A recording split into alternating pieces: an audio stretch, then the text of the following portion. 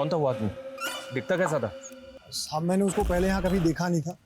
हाँ, दिखने में थोड़ा लंबा चौड़ा था। उम्र कोई 29-30 साल के आसपास रही होगी। तुम्हें शक्ल ठीक से आता है उसकी? स्केच बनवा सकते हो उसका? नहीं साहब, मैं उसका चेहरा तो नहीं बनवा सकूंगा। हाँ, लेकिन देखूंगा तो पहचान जाऊंगा। उसकी साहब मैं आवाज़ भी सुनूंगा ना तो भी पहचान जाऊंगा, क्योंकि वो कुछ शब्द जो है ठीक से बोल नहीं पाता था। एक कप चाय देना।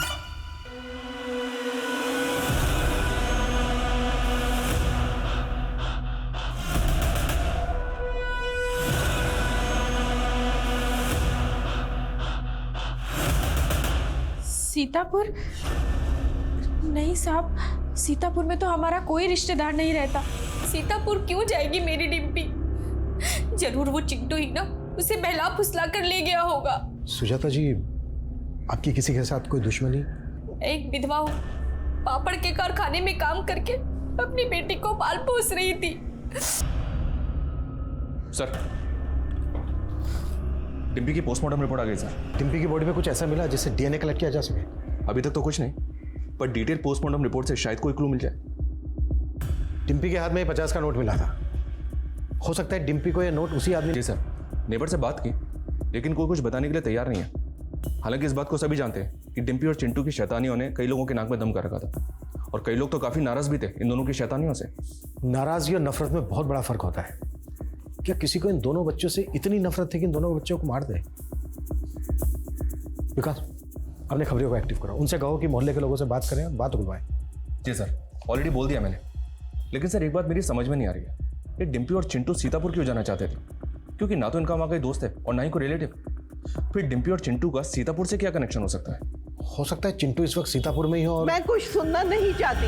अब ये बताइए कि मेरा पोता लक्ष्मण कब मिलेगा? माँ जी, आप क्यों आ जाते हैं बार बार यहाँ? आपका पोता जब हमें मिलेगा तो हम आपको बता देंगे। 7 साल से यही सुन रही हूँ, मिलेगा तो बता देंगे, मिलेगा तो बता देंगे। कब मिलेगा मेरा पोता?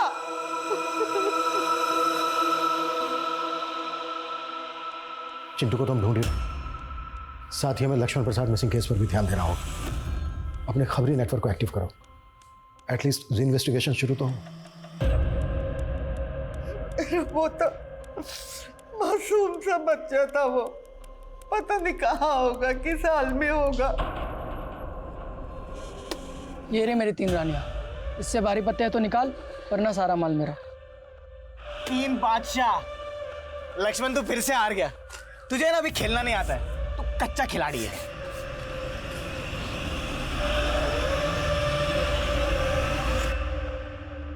मुझे कच्चा खिलाड़ी बोलता है, हैं? आज के बाद कभी कच्चा खिलाड़ी बोलना मत मुझे, समझा? अबे ये क्या दादागिरी है? पत्ते के गेम में कट्टे कब से चल गए? लक्ष्मण, कहाँ हो तुम इस वक्त? बहुत नजदीक सलोनी, बस तुम्हारे पास ही आ रहा हूँ। तुम भैया भी घर पर है तो क्या हुआ? मेरे साले से डरता हूँ क्या मैं? लक्ष्मण,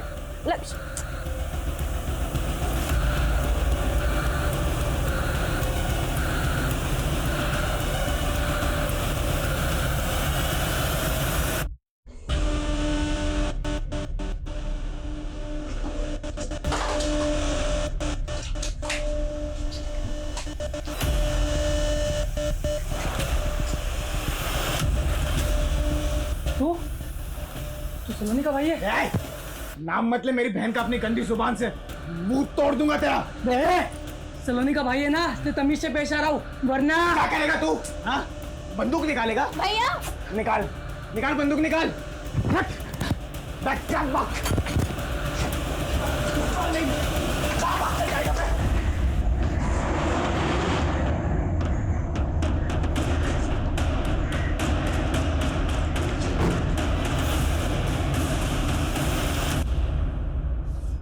लक्ष्मण प्रसाद साहब, जितना नाम उसका सीधा था उतने ही काम उसके उल्टे थे।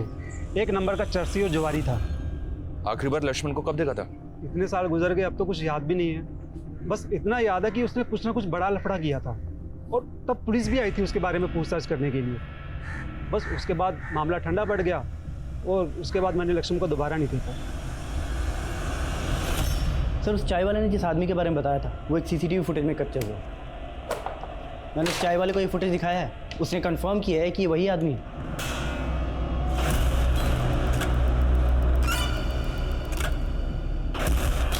राजेश, इस आदमी की फोटो निकालो, अपने सारे खबरी और थानों में भेजो।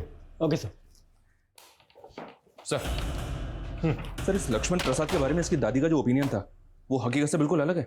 इस लक्ष्मण प्रसाद का पुलिस रिकॉर्ड भी है, 3 बार अरेस्ट हो चुका है, कट्टे के दम पर लोगों को डराता था। विकास, आदमी चाहे कैसा भी हो, हमारा फर्ज है ये पता लगाना कि आखिर उसके साथ हुआ क्या था। जी सर। अच्छा सर, ये चिंटू के बारे में कुछ पता चला क्या? अभी तक तो नहीं। चिंटू और डिम्पी सीतापुर क्यों जा रहे थे ये उनके पेरेंट्स को भी नहीं पता है। शायद चिंटू के दोस्तों को पता हो सर, क्योंकि दोस्तों के आपस में कई राज होते हैं। एक काम करते हैं सर, चिंटू के दोस्तों को कॉन्फिडेंस में लेते हैं, उनसे बात करते हैं, शायद कुछ पता चले।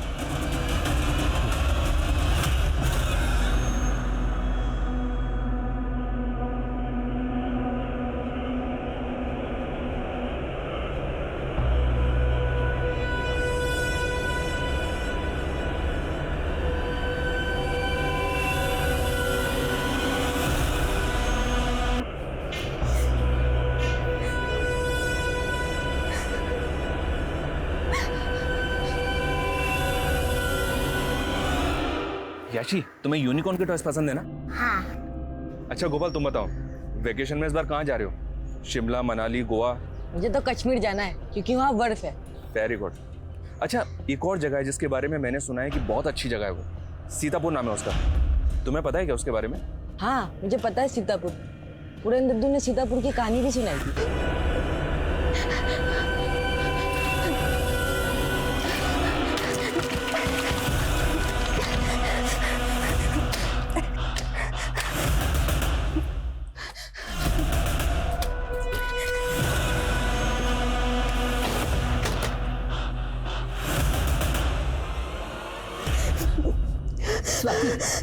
स्वाति बेटा, रो मत बेटा, सब ठीक हो जाएगा बेटा। स्वाति बेटा, तू चल चल मेरे साथ। मुझे पूरा यकीन है कि उस कमीने बादल की हरकत है। हम पुलिस के पास जाएंगे तो कितनी बदनामी होगी हमारी लड़की की, हम सबकी। अगर हम आज चुप रहेंगे ना तो कमीना बादल ऐसी हरकत किसी और लड़की के साथ भी करेगा। आप कुछ नहीं समझते, आप यहाँ आइए।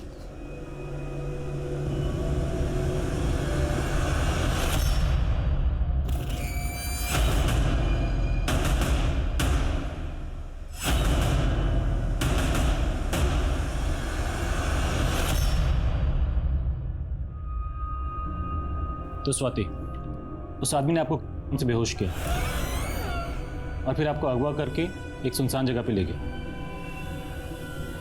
और फिर आपको ऐसे ही जाने दिया। उसने आपको किडनैप किया क्यों था? ना तो उसने कोई पैसे की डिमांड की, ना ही कोई ज़बरदस्ती किया। अच्छा ये बताइए, आप उस आदमी को पहचानती हैं? कोई बॉयफ्रेंड है तुम्हारा? सर ये क्या बोल रहे हैं आप? माफ़ कीजिए लेकिन पूछना पड़ता है, ये आज के 5G जनरेशन के बच्चे हैं, वक्त से पहले बड़े हो जाते हैं, इसलिए हमें ऐसे सवाल पूछने पड़ते हैं। देखो स्वाति, हम तुम्हारी मदद करना चाहते हैं, ठीक ठीक सोच के बताओ, उस आदमी ने तुम्हें जिस जगह पे रखा था तुम्हें पता है वो जगह कहाँ है?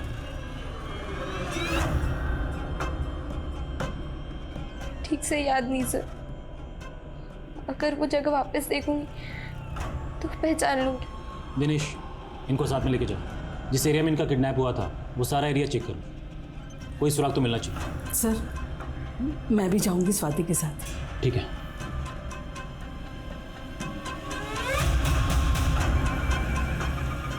आपको शक है किसी पे? कौन हो सकता है जो ऐसी हरकत करेगा? सर हमारे पड़ोस में एक आदमी रहता है, बादल। वो पहले भी स्वाति को परेशान करता था सर, वो 2-3 बार जेल भी जा चुका है। मुझे पूरा यकीन है सर, ये उस बादल की हरकत है।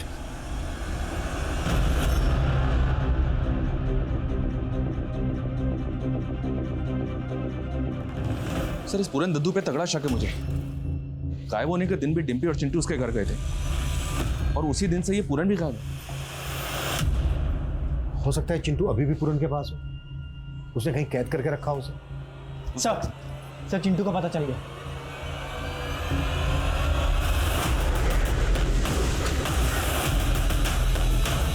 बच्चे को अस्पताल लेके जाओ जल्दी, क्विक।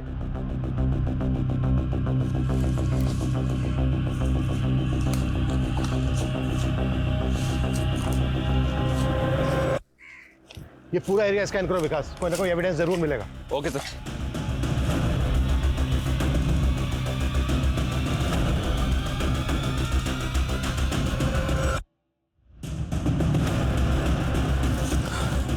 सर पूरा एरिया छान मारा, लेकिन अभी तक ऐसा कुछ नहीं मिला है जो हमें इस केस में लीड दे सके। बच्चे को इतने दिनों तक अपने कब्जे में रखा, फिर मरने के लिए यहाँ छोड़ दिया। ये तो चिंटू की किस्मत अच्छी थी कि उसकी जान बच गई। अब तो चिंटू होश में आएगा, तभी पता चलेगा कि इसके पीछे कौन हो सकता है। हम चिंटू के होश में आने का इंतजार नहीं कर सकते विकास। इतने समय में कातिल कहीं से कहीं पहुंच जाएगा। भले ही गेहूं के साथ घुन पिसे, हम किसी को बेनिफिट्स ऑफ डाउट नहीं देंगे। चिंटू और डिम्पी से जिन जिन को प्रॉब्लम थी, उनके साथ सख्ती से पूछताछ करो, उनके घर भी चेक करो। Okay sir.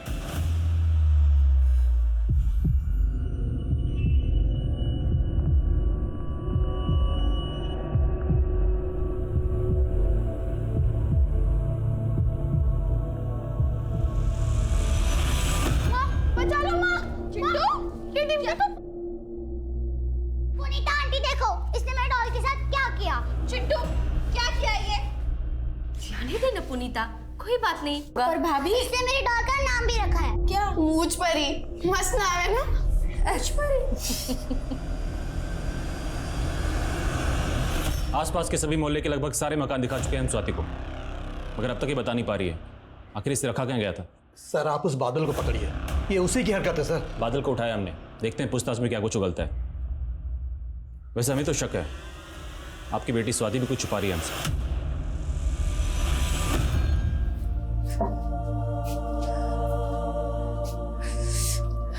देख ले सुजाता, तेरी बददुआ सच हो गई।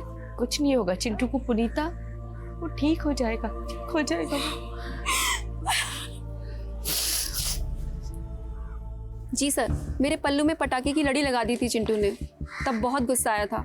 अब सोचती हूँ तो हंसी आती है, बच्चे तो ऐसा करते ही रहते हैं। हाँ साहब, मेरा अनाज जलाया था चिंटू और डिम्पी ने, लेकिन साहब मैं चंद बोरी अनाज के लिए बच्चों की जान कैसे ले सकता हूँ साहब? मैं कोई राक्षस हूँ क्या? साहब मैंने स्वाति का किडनैप नहीं किया था। स्वाति के बाप का कहना है कि तू स्वाति के पीछे पड़ा हुआ था। स्वाति जैसी चालू लड़की जो खुद लड़कों के पीछे पीछे घूमती है, मैं उसके पीछे क्यों पड़ूंगा? बकवास बंद कर और सच बोल। सर सच ही बोल रहा हूँ, अभी तो एक बॉयफ्रेंड भी बनाया है स्वाति ने। बॉयफ्रेंड? क्या नाम है उसके बॉयफ्रेंड का? अर्जुन। स्वाति के साथ ही उसकी कोचिंग क्लास में पढ़ता है।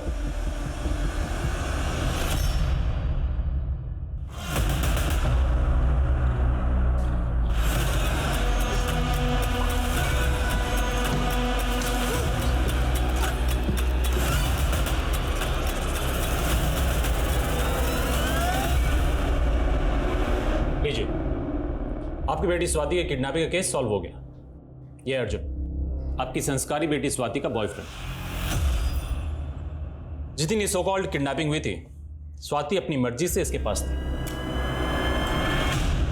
अर्जुन तू बता, उस दिन ये आई थी तुमसे मिलने की नहीं? हाँ सर, ये मिलने तो आई थी उस दिन, लेकिन उसके बाद हमारी लड़ाई हो गई और ये चली गई थी वहाँ से। सर आप जैसे सोच रहे हैं सर नहीं। स्वाति, सफाई अपने माँ बाप को देना। आप लोगों की वजह से पुलिस का कितना टाइम बर्बाद हुआ है, एहसास है आपको? ये क्या किया तूने स्वाति? हमारी इज्जत का जरा भी ख्याल नहीं आया तुझे? नहीं माँ, ऐसा कुछ नहीं। आप मुझ पे विश्वास कीजिए। पापा आप तो।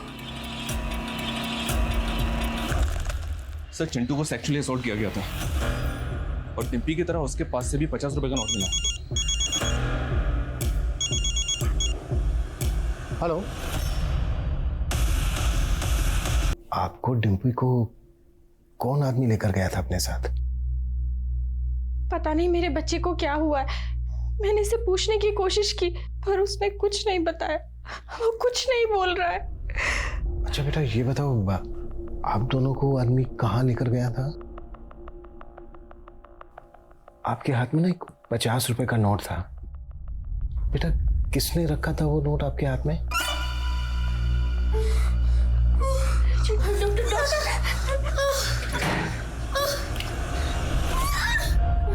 डॉक्टर साहब 2 मिनट बाहर वेट कीजिए, आ रहा हूँ।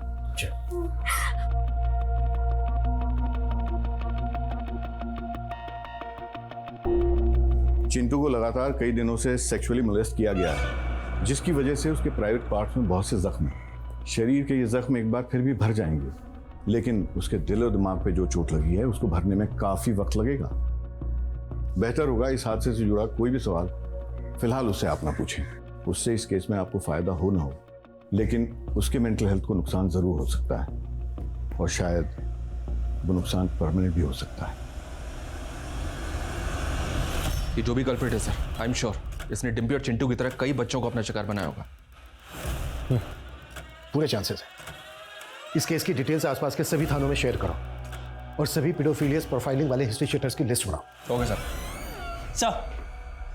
सर चिंटू और डिम्पी के मोहल्ले में रहने वाले दद्दू पूरन के बारे में एक इन्फॉर्मेशन मिली है सर। सर वो अपने आप को एक फ्रीडम फाइटर बताता है, लेकिन असल में वो एक हिस्ट्री शीटर है सर। 3 बार हवालात की हवा खा चुका है सर। हमारे एक खबरी उस्मान ने उसका एड्रेस भी पता लगा लिया।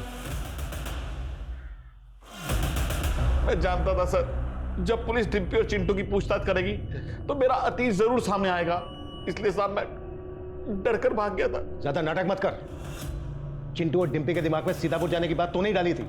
अपनी पोती की उम्र की बच्ची के साथ तूने रेप किया, मार डाला उसे, तुझे जरा भी शर्म नहीं आई? मैं चाह कर भी ऐसा नहीं कर सकता, क्योंकि बुढ़ापे की वजह से मेरा शरीर खोखला हो चुका है। आप सर चाहो तो मेरा मेडिकल टेस्ट करा सकते हो साहब। साहब मैंने ऐसा कुछ नहीं किया साहब।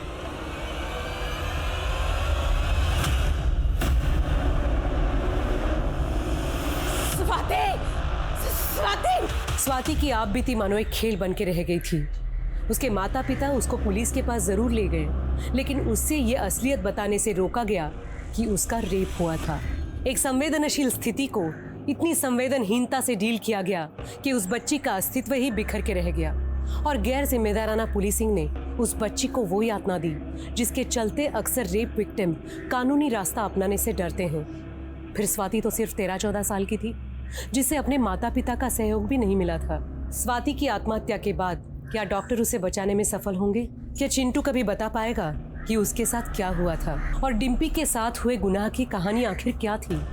उसकी बेजान लाश की मुट्ठी में मिले उस 50 रुपए के नोट का राज आखिर क्या था?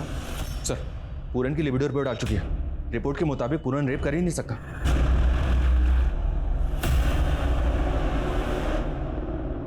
ये देखो, डिम्पी के हाथ में बाइट मार्क था, जिससे फॉरेंसिक टीम ने कल्प्रिट का डेंटल मैप रिट्रीव किया है।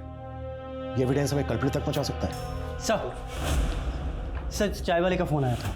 चिंटू और डिम्पी को जिस आदमी के साथ देखा गया था उसे उसी एरिया में दोबारा से देखा गया है।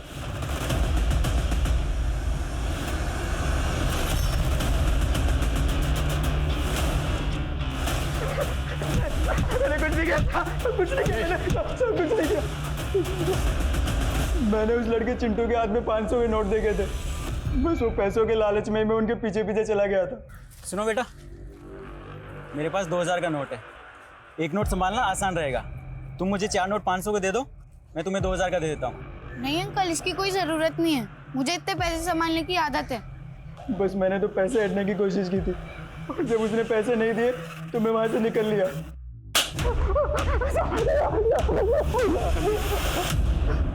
अजेश, कटास! मारो मुझे, मारो और मारो मुझे।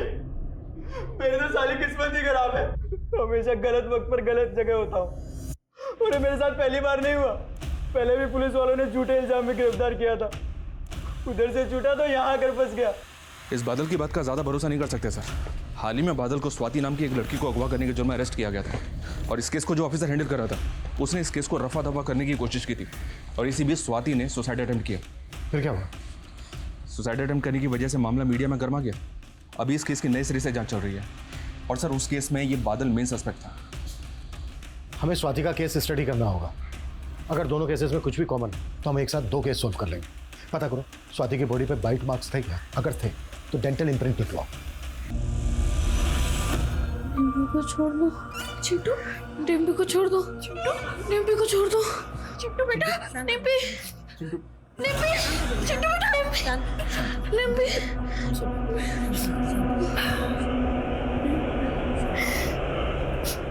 चेतन जी,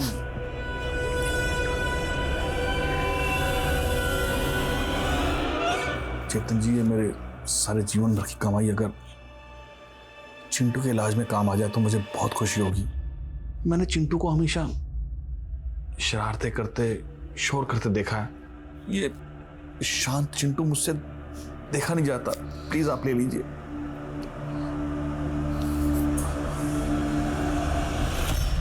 राधिका जी, आपका पोता लक्ष्मण गलत संगत में पड़ गया था। किसी झगड़े में वो किसी के पैसे नहीं लौटा पा रहा था। शायद उसी से बचने के लिए वो अंडरग्राउंड हो गया। मैंने आपसे झूठ बोला था कि लक्ष्मण साफ दिल का है। एक नंबर का मतलब ही है मेरा पोता। उसके पास उसके पुरखों की लाखों की जायदाद है और उसके पास तो इतना पैसा है कि वो आराम से कुछ ना करके भी घर बैठे जिंदगी बिता सकता है। फिर ऐसे चुपचाप जिंदगी क्यों बसर करेगा? राधिका जी, आप हमें लक्ष्मण के बारे में और कुछ बता सकती हैं जिससे उसके बारे में पता करने में हमें आसानी हो? उसकी पीठ पे एक चोट का निशान है जो बचपन में उसे लगी थी।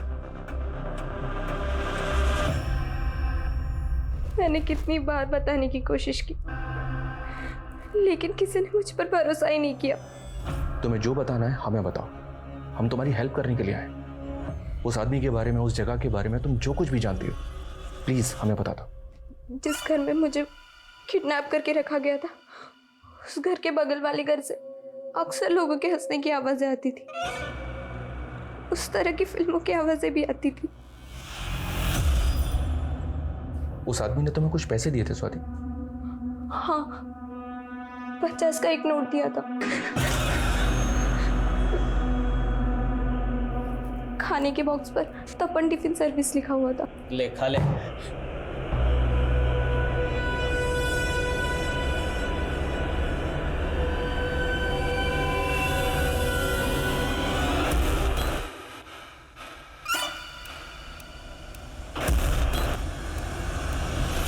अरे साहब, हमारी टिफिन सर्विस से रोज 800 टिफिन डिलीवर होते हैं। अब हमें क्या पता उनमें से खूनी कौन है? वो हम पता लगाएंगे। तुम्हारे जितने भी कस्टमर्स हैं ना, सबकी डिटेल्स हमें दो तुरंत, वरना तुम अगला टिफिन लॉकअप में खाओगे। ठीक है साहब। सर, पूरी एरिया का पिछले 7 साल का क्राइम डेटा स्कैन किया। मोलेस्टेशन के 200 केस रिपोर्ट हुए हैं, जिनमें 30 मर्डर शामिल है और 50 से भी ज्यादा विक्टिम आज भी मिसिंग है। ये सारे तो रिपोर्टेड केसेस हैं। ऐसे और भी बहुत से केसेस होंगे जो रिपोर्ट ही नहीं हुए। लेकिन इस सबका तपन टिफिन सर्विस से क्या कनेक्शन हो सकता है? क्योंकि सर, इन सभी जगहों पर जहाँ मोलेस्टेशन हुआ है, वहाँ पर ये तपन टिफिन सर्विस ही डिलीवरी करता है। जहाँ जहाँ पर तपन टिफिन की डिलीवरी होती है, उन सारी एरियाज पर नजर रखो। जरूरत पड़े तो सारे कस्टमर्स का प्रोफाइल निकालो। आई थिंक हम सही ट्रैक पर जा रहे हैं। जितने भी डिलीवरी बॉय हैं, सबकी डिटेल्स निकालो। इससे पहले कि अपराधी किसी और बच्चे को अपना शिकार बनाए, हमें उसे रोकना होगा। Okay sir.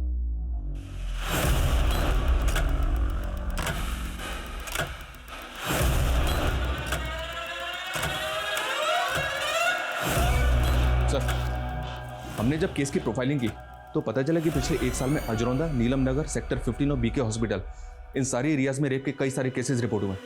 एक डिलीवरी बॉय को जब मैंने पैसे दिए तब उसने इन्फॉर्मेशन दी। मेरी बहन सेक्टर 15 में रहती है। सेक्टर 15 में? जी सर। तो उस एरिया में तुम डिलीवरी करते हो? नहीं, वहाँ भी गिरिंदर ही डिलीवरी करता है। बीके हॉस्पिटल और नीलम नगर भी उसी के एरिया में आता है सर। और इन सारे एरियाज में एक ही आदमी डिलीवरी करता है सर, गिरिंदर। उसका पता मिल गया हमें? उठाता है साले को। मूव। ये झूठ है साहब। मैंने किसी का रेप नहीं किया, ना ही किसी को मारा है।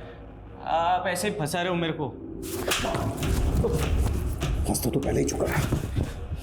तेरे डेंटिस्ट से हमने तेरा डेंटल रिकॉर्ड भी निकाला। टिम्पी के हाथ पे जो बाइट मार्क था वो भी मैच हो गया है। अब तो कबूल नहीं भी करेगा ना, तो भी हम ये अच्छी तरह से साबित कर सकते हैं कि मासूम बच्चों को अपनी हवस का शिकार बनाने वाला वो तेतुई है। तेरे लिए बेहतर यही होगा कि कबूल कर ले, नहीं तो तेरे सारे दांत तोड़। बताता हूँ। उन बच्चों के साथ मैं ही करता था। पैसे देके उनका मुंह बंद कर देता था ताकि वो किसी के सामने मुंह नहीं। किस लिए? लखनऊ की बस पकड़ के वहाँ से सीतापुर जाना है। प्लीज लेके चलो ना। देखो, मेरे पास ना बहुत सामान है, तो एक बैग में तुम्हारे पास छोड़ कर जाता हूँ और इसे ले जाता हूँ। तुम बैग का ध्यान रखो, मैं इसका ध्यान रख लूंगा। चलेगा अंकल। जरा संभल के। हाँ हाँ, आराम से। लक्ष्मण प्रसाद का ये लॉकेट कैसे आया तेरे पास? लक्ष्मण? अरे यही तो मेरा पहला शिकार था। पहले से जानता था मैं इसको। एक रात आया था मेरे घर पे सोने के लिए। वो उसकी गर्लफ्रेंड के भाई के साथ कुछ झगड़ा हो गया था।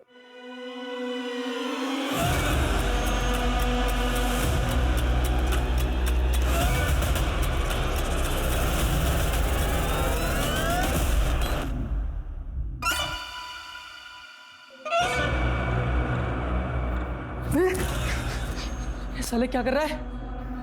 देख मूड बन गया, बिगाड़ मत। हाँ आजा। मुझे धक्का देता है? मतलब कभी गिना ही नहीं, फिर भी 100 बच्चों के साथ क्या होगा।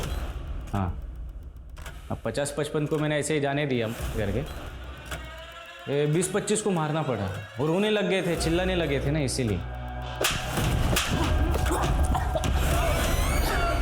राजेश, इसकी चीख मुझे मेरे केबिन तक सुनाई देनी चाहिए। कुत्ते साले को।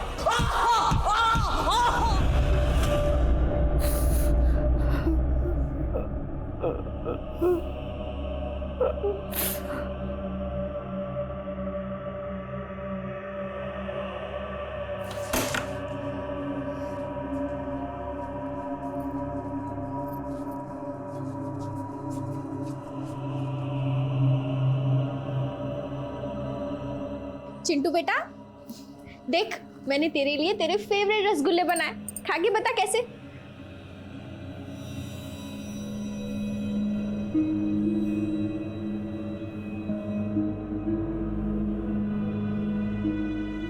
गिरिंद्र की गिरफ्तारी के बाद ऐसे ऐसे गुनाहों के पिटारे खुले जिन्हें पिछले 7 सालों में ठंडे बस्ते में डाल दिया गया था। और गिरिंद्र के कई विक्टिम्स तो ऐसे थे जिन्होंने पुलिस कंप्लेंट भी नहीं दर्ज करवाई थी। और इतनी बड़ी तादाद में ऐसे हीनियस क्राइम करने वाले गिरिंद्र को अपने किए का रत्ती भर भी पछतावा नहीं था। अदालत ने इसे rarest of the rare case मानते हुए गिरिंद्र को फांसी की सजा सुनाई है। ये केस हमें गिरिंद्र जैसे अपराधियों से सतर्क रहने का सबक भी देता है, क्योंकि हमें अक्सर पता ही नहीं चलता कि हमारे आसपास कब ऐसे अपराधी किसी मासूम को घात पहुंचाने की ताक में होते हैं। हमें अपने बच्चों को इस तरह शिक्षित करना होगा कि वो गुड टच और बैड टच का फर्क समझ पाएं। हमें उन्हें वो माहौल देना होगा जहां वो हमसे खुल के अपनी परेशानियां बांट सके। अब मैं सोनाली कुलकर्णी आपसे विदा लेती हूँ। फिर होगी मुलाकात एक नए और चौंका देने वाले केस के साथ। देखते रहिए क्राइम पेट्रोल सतर्क।